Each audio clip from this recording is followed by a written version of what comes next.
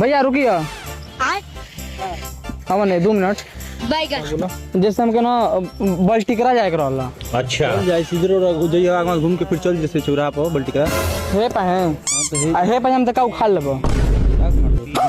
हे पाए हम कुछ उखाड़ लेबो का हम जान वही पड़े का बतियाओ तो मारम 2 फाइट देवरिया जा गिरबो 2 फाइट हां दिमाग खराब बता कैसन दिमाग खराब बा 2 फाइट मार देबो तू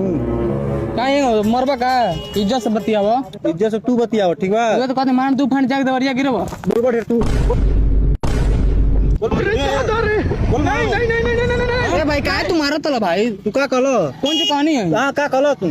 ए भाई पहले अंगुरी मत दबाओ अंगुरी तूर तू दबा बे कैसे तूर दबाता बा या कम रंगदारी बतियावो ना भाई देख रहा यार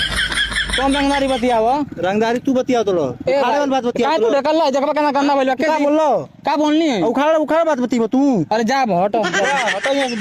अब